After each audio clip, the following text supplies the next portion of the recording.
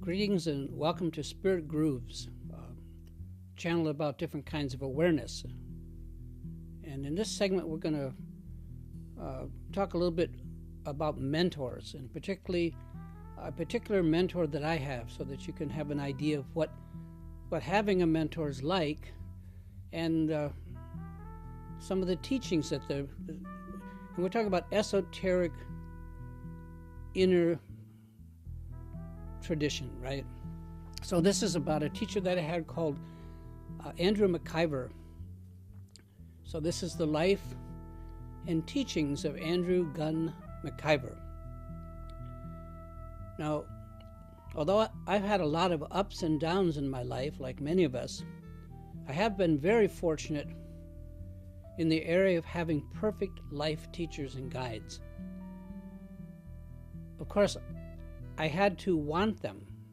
This is something I think a lot of people miss. I had to wish to have a teacher before I would ever find one. I had to want them to appear in my life and actually to look for them through life. Without that, it's not going to happen. The universe has always provided me with key people who have appeared in my life, connected with me, and transmitted information that was absolutely essential to my future. Most of my Facebook friends, and I have a lot of those, know that I've worked with Tibetan teachers for the past 37 years, actually 40 years or so, but I also had other teachers before that, and it's one of those teachers, the first real teacher that I have that I'm going to talk about. So in this next section or so, I'm going to share with you something about the most incredible teacher that appeared in my early years, and that, as I mentioned earlier, is Andrew Gunn McIver. He's a man who literally changed my life, and as I am getting older by the day, I have to warn you that some of what I'm going to present here, I'm not going to bother to clean it up or sanitize it or tone it down or tone down my accounts of what happened back then. Why should I? I'm getting old, and I'm just going to put it out there so that some of you might know that these kinds of experiences actually exist. They occur in the world, and they're not just in movie plots and books. And after I introduce you to Andrew, I will attempt to communicate some of the esoteric teachings and the various initiations that he shared with me over those years, many years ago now. I credit that this may not interest everyone watching, so just, feel free to switch it off. Anyway, one morning, somewhere back, I believe it was in 1967, but it could have been in 1966, I met what appeared to be an old man on what is called the diagonal, which is at the center of the University of Michigan campus in Ann Arbor. Now, to me, he looked a lot like the writer Bernard Shaw I'd seen photos of. But how was I to know that this meeting, that day, was to change my life forever? In fact, I was searching through some of my old writings, and I came across a poetic and perhaps exaggerated account of that meeting as I wrote it in a journal entry long ago. And while certainly I agree with you, it's over the top, it's going to give you at least a flavor of what that first meeting was like for me personally. So I've given you a warning of possible hyperbole coming, so don't complain. I guess really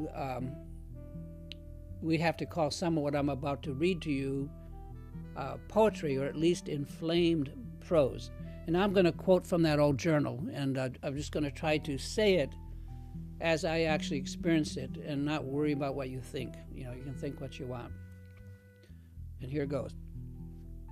It was somehow ordained that they should meet.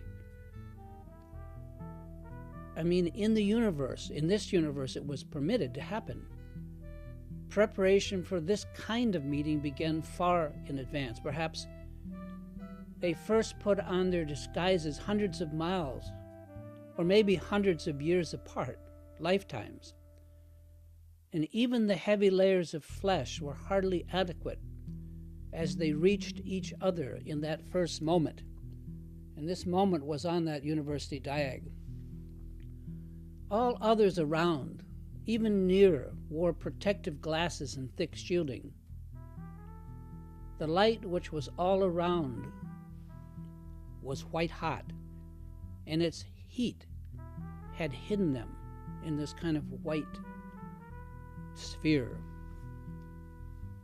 The old man's eyes, kind of like crystalline stalks, burned, staring straight inside himself. He looked in. Then both of their eyes, intensive, meeting no resistance, shot out and into the other. In a moment, the old man let his secret start between them, and he was understood, known. The impulse from within each of them shot out and into the other. Eyes eyed, others eyeing. Their words resounded in that great silence and then wore off, consonants cracking as their voices sputtered out in the silence. Silently speaking now, this conversation crackled on endlessly like static in a radio. There was no reason. Sight itself was seeing. And their eyes soon lost the heavy shine of flesh, and flat out they were seeing what they were seeing eyes, straight out, each that sought support inside, and inside settled, seeing light itself shining out. Now, when their sight struck, they stuck, united in two, tying inside into itself. They were one and moved together parallel, in unison.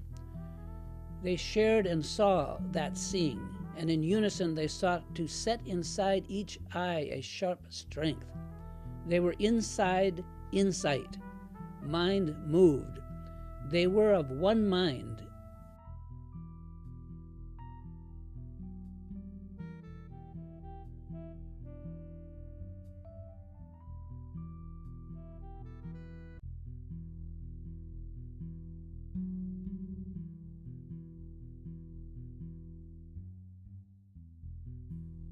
They were of one mind and matter. What matter, what remained? And they showed their souls insight that shot forth and froze forever, already formed. Their eyes, once set singing inside, just shot out, and then the eyes set singing slowly settled, and they shared insight. So that's the end of the quote. And, again, pardon me for the hyperbole, but there it is written out, and I'm not going to just modify it. Now, as fantastic as that account might appear, it was like that. And after that, for almost 2 years, we worked together. The old man walking with the young man walking. Andrew would talk, I would listen. Andrew Gunn McIver was born in Glasgow, Scotland in 1887. He served in the First World War, where he had the job of recording the dead. Later, he emigrated to Canada, where he worked as a lumberjack, even though he was only a little more than 5 feet tall. As a young man, he was burly, strong, and he had red hair and very, very fair skin. And he also worked for many years as a traveling initiator for a well-known Rosicrucian order. Later in his life, the time that I knew him, he ended up in Ann Arbor, Michigan, where he spent his final years of his life working as a custodian, cleaning up after others, as he put it. During those later years, Andrew McIver became an important fixture at the U of M campus, where he met and probably befriended hundreds of students like myself. Now, in his past, at the age of 66, a time when most people are retired, he was caught in a boiler explosion at the university and was almost killed. He spent 6 weeks in the hospital covered with burns, and he had to start life all over again financially when he was released. His hospital stay had used up all his personal savings, and at the age most people are no longer working, he had to start over from scratch. As mentioned, he was a caretaker, custodian at the University of Michigan until his retirement. And after retiring, his very last years were spent living in a single room on a very, very modest amount of money. His passion was the mind itself and all the world's religion, but particularly Buddhism. Andrew was in his 80s when I first met him, and I encountered him, as I said earlier, on the university campus in Ann Arbor. A redhead in his youth, Andrew's now white hair contrasted with his fair skin, which had a kind of a reddish hue. With his long white beard, as mentioned, he looked for all the world like Bernard Shaw. Yet Andrew's fierce eyes were intense, and yet very vulnerable at the same time. He had no fear of any kind, and would just address people straight out. He would say things like, "It's not touch me if you dare, but touch me if you are," Andrew would declare. To meet his gaze was to know what compassionate wrath is, fierce but open and kind at the same time, removing instantly what had to be removed while supporting what needed supporting. There was no BS with Andrew. Despite any shyness you might have, your whole being rose to the occasion the moment your eyes met his. Now, in my experience, Andrew was the only person I had ever met up to that time who did not have some form or kind of shadow or dark side. The effect of contact with Andrew was always positive. He consumed darkness, and he had kind of a ongoing love affair with the sun, which I, in his lineage, also have now. And as a redhead, his fair, very light skin should never have been exposed to the sun more than necessary. Yet Andrew, above all, loved the sun and would stand in it for hours on end until his pale skin would just peel away, exposing red patches. He would say things to me over and over again, like the following. He would say, "Imagine yourself standing at the center of the sun, Michael," and he would growl at me, which I won't try to imitate. "That's hot stuff." He felt he had been consumed personally in the very heat, in the cauldron of the life process, and what remained of him at this old age had been purified. And to me this seemed true. "You have to choose," he would say, "between being a diamond or being a pearl. A diamond is the result of a very long time and immense pressure, while a pearl is created to protect the organism from some irritating matter. Which one are you?" he would ask. Which will it be?" Andrew was without a doubt the diamond, and he shone forth with an intense light. Many days I would look for him around campus, and often find him sitting on one of the wide cement benches, which are now gone, I see, when I go to Ann Arbor, along the diag up near State Street, usually in the full sun. I would spend whole days with him listening to the various aphorisms and the lessons that he would speak to me of. Although normally talkative, can't you tell from my writing, I seldom spoke when I was with Andrew, almost never. I just could not find anything important enough to say to interrupt whatever he might be saying. But I absorbed the information he offered with a great thirst. Communication of a deep kind like this was. That's what I had longed for, what I had prayed for my whole life. And this was the real deal. Andrew would actually say to me, would tell me that he was tuning me right now like an instrument, and that one day, perhaps years from then, I would respond to the information he was placing in my consciousness. He would tell me that straight out, again and again. And the things that he said were absolutely true.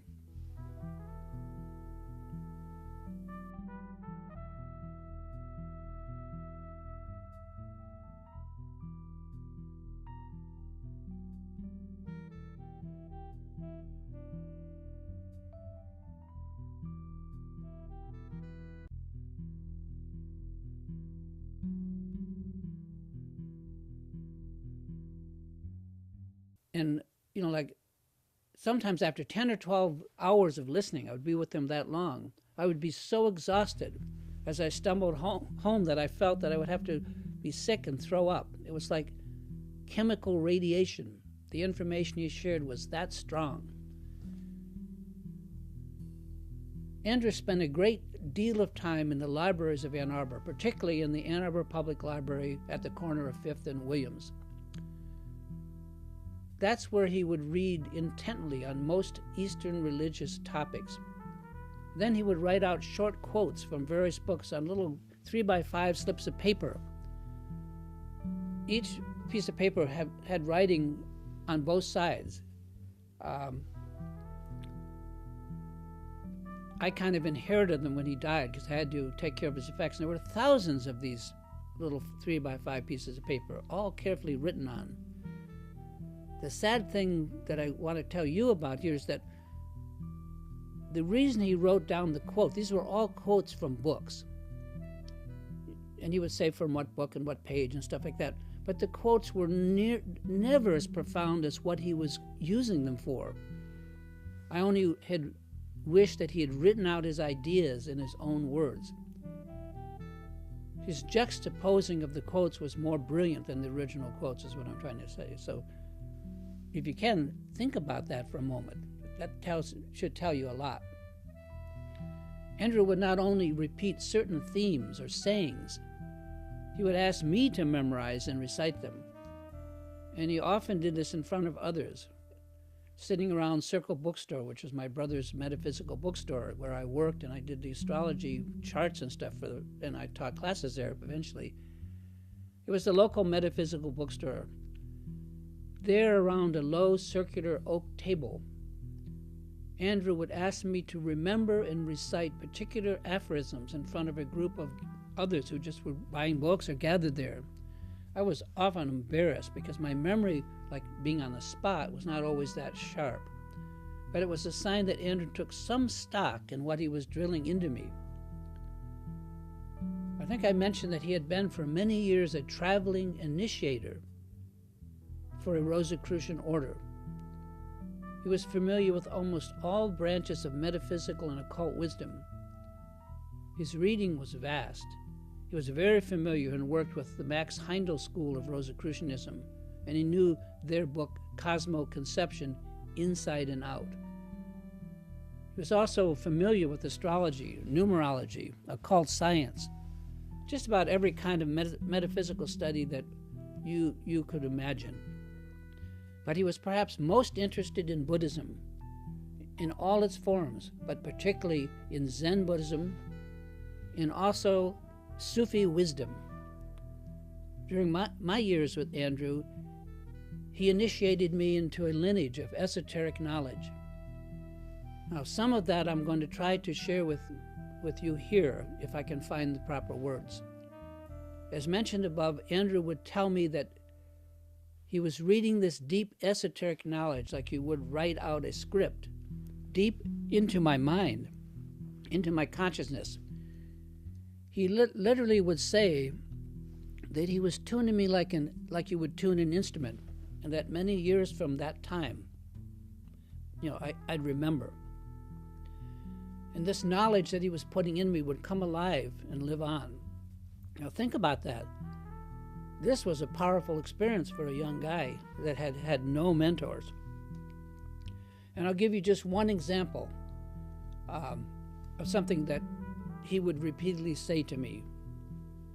He would say, "Michael, imagine yourself standing at the center of the sun." And I've told you this before. Then he would growl, "That's hot stuff." And the proof of the pudding, years later, when I became well known as an astrologer, it was heliocentric, sun-centered astrology that I became an expert in. And I didn't even put the two together for a long time. Literally, what I did as an astrologer was imagine myself standing at the center of the sun. You get it? That's how it worked with Andrew. That's what initiation and lineage can be like. And the proof of the pudding to me was that years later, when I traveled to Tibet to meet His Holiness the Karmapa, who's like the Dalai Lama, but he's from another lineage. This was high in the Himalayas, something like 15,000 feet. In that remote place, I met the Karmapa, who did not speak English. But through a translator, he gave me a name. He said, "You are Tenzin Nima." And later, our translator explained to me that what that name meant was holder of the sun, or keeper of the sun. Talk about confirmation. He had no way of knowing that. But all these things esoterically kind of confirm different parts of oneself. Now, when I knew Andrew, he spent much of his day working with language, with words. Palindromes were a favorite thing for him. These are words that, or phrases that read the same forward as backward, letter for letter. Like a famous one is about Napoleon. Able was I, ere I saw Elba. But more often he would just take a word and create a list of all the other words that could be derived from it, much like the popular game today called Boggle. Now, in his effects on his desk after he died, and I had to take over that, of course, there was the name Michael spelled in many, many different ways, and he had more than one student who's named Michael. But most often he would take the English language as we know it and spell words out on the spot to me, like the word initiate, and he would say, take the word apart and said, "In it I ate." Initiate. He would do that with all the time with words.